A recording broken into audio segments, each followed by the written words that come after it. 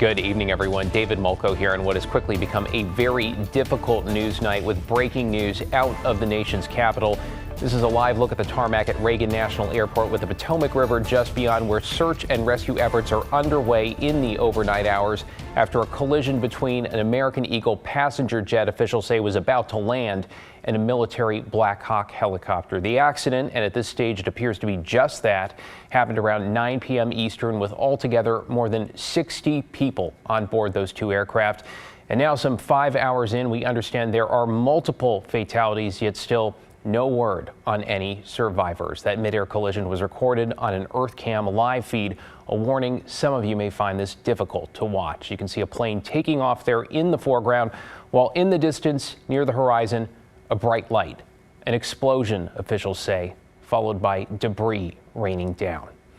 The airport now closed to all flights, and the search now focused just offshore in one of the most tightly restricted and highly traveled airspaces in the country. The video is troubling to watch. A passenger plane on final approach when a helicopter closes the gap, followed by an explosion. We didn't think much of it. We thought they were like shooting stars. I don't know. I couldn't really explain it. This audio from air traffic control, a transmission to first responders at Washington's Reagan Airport, confirming the worst. It was probably out in the middle of the river. I just saw a fireball and then it was just gone. The fire trucks start going out to the tarmac and the police cars and the police boats.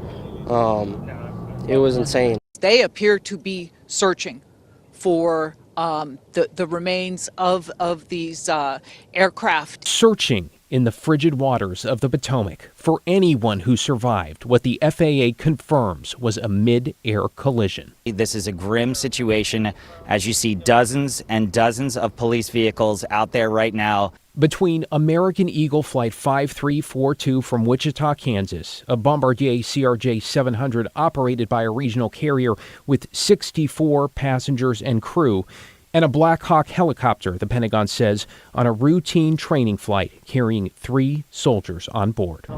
But I'm, praying for all the people that were involved in this. This man, waiting for his wife at Reagan, says he knew something was terribly wrong when his text messages wouldn't go through. I'm just praying that somebody's pulling her out of the river right now as we speak. That's all I can pray for. I'm just praying to God. And we understand tonight from our Washington affiliate, the American Airlines jet is in 2 large pieces in roughly 7 feet of water. The chopper is upside down. Officials adding some 300 responders, including divers, are now working into the night in dark, windy, and cold conditions, trying to rescue anyone they find before they turn their efforts toward recovery and, of course, the search for answers. Stay with KGW and NBC News as we continue to follow the latest developments out of Washington, D.C. Updates available anytime at KGW.com, on our KGW app, and streaming on KGW+. Well, back in the Northwest, there is new information tonight on the man authorities say hijacked a Triet bus and then barricaded himself inside for hours. Alma McCarty was there as police took the suspect into custody. Alma? David, we just learned that the suspect is 33-year-old Hosea Chambers, booked into the Multnomah County Jail on charges of kidnapping, robbery, reckless endangerment, and several others. They told everybody to move back to 5th Street, and why someone would do something like that, I don't know. Wednesday afternoon in Old Town, onlookers clustered around police tape as officers surrounded a Triet bus parked near Northwest 3rd and Gleason. I was quite shocking, and to know that something so serious was happening just out the back of where I work was kind of concerning. As Jeffrey Maddox arrived for work, his colleague briefed him on the incident. When I got here, the person had just thrown the gun out the window, had barricaded himself on the bus. Hours prior, around 12:15, officers responded to this area to reports of a man pointing a gun at passersby and reports of shots fired before the armed suspect got onto the bus. Preliminary reports suggest that as this individual was getting onto the bus with the gun, the bus driver, the operator, showing incredible poise and calm, opened up the back door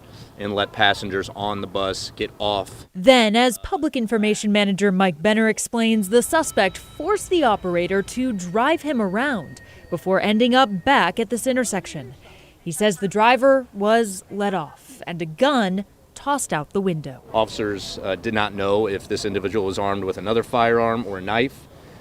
So we brought out some extra resources, of course, because this is an area with heavy foot traffic, heavy vehicular traffic. Despite crisis negotiators trying to convince the suspect to surrender for hours and the use of flashbangs, the man on board refused to leave. And eventually, we deployed a chemical agent inside the bus that eventually led to this individual coming off. He's been taken into custody peacefully and safely. PPB identified the suspect as 33-year-old Hosea Chambers of Portland.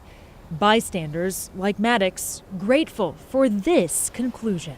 Everybody's got their good days. Some people have their bad days, and it so goes to where they make bad choices, decisions, and it turns out to be something like this. Worth noting, although the suspect was taken to the hospital for evaluation, police say no one else was physically injured. Detectives ask anyone who witnessed this incident who has not yet spoken with officers to contact them. David? Just really glad everybody else is okay. Thank you, Alma.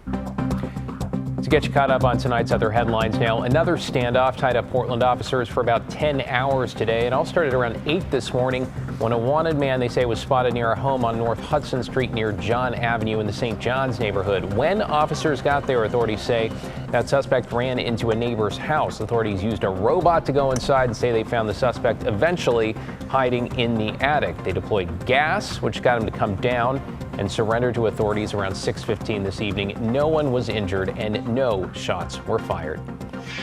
In Vancouver, police have booked a suspect into jail who's accused of killing a 21-year-old man at a park.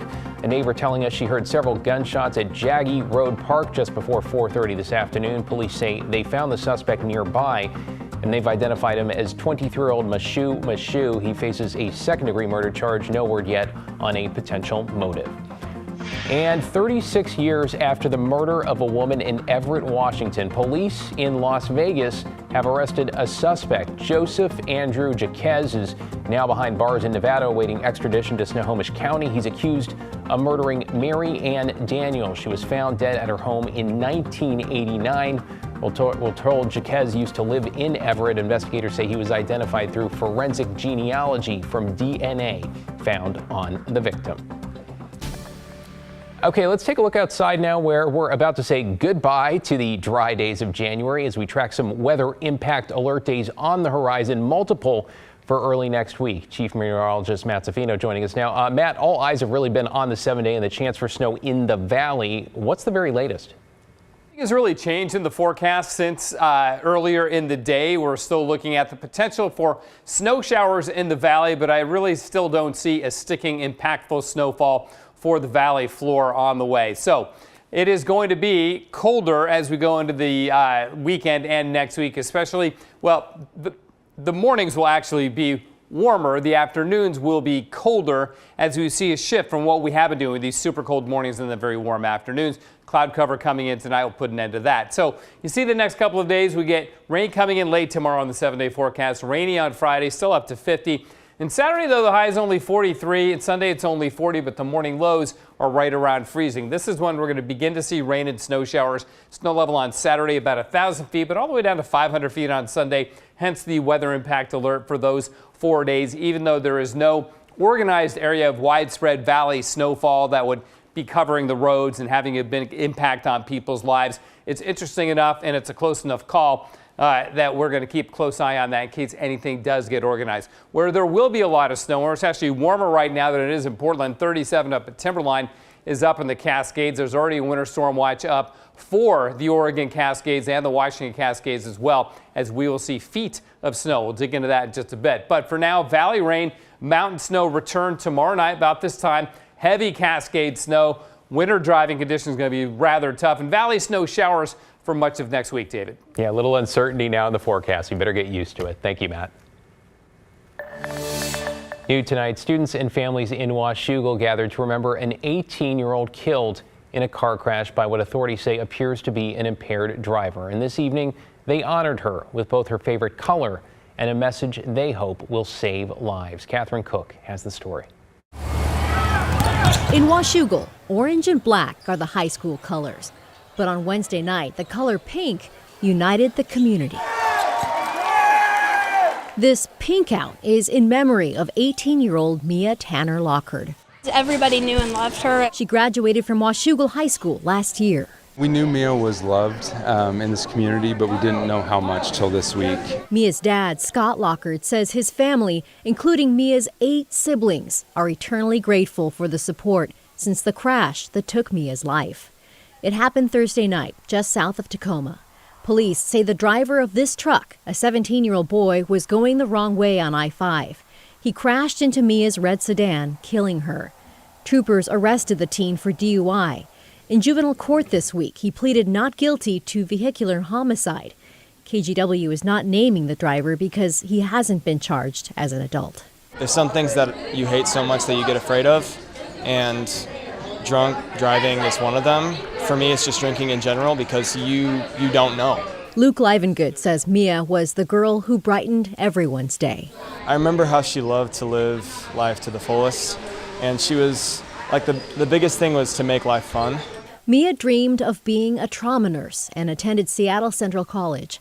In high school, she was a cheerleader and a role model. Just remembering her, because she made such a big impact. I looked up to her so much. She was such an amazing, beautiful person. Her smile lit up every room she walked into. 2 of Mia's brothers play basketball for Washougal now. That includes number 13, Indiana Lockard, with the 3-point shot. Maybe, somehow, Mia saw that through all the pink, or at least heard the cheers. I hope the crowd is so loud and she can hear us from heaven. Yes. Mia's dad hopes everyone will hear this. If you're going to drink, do not get behind the wheel because it just impacts so many people's lives. Those here hope their message sticks. The teen driver remains in juvenile detention in Pierce County. He's due back in court February 10th. In Washougal, Catherine Cook, KGW News.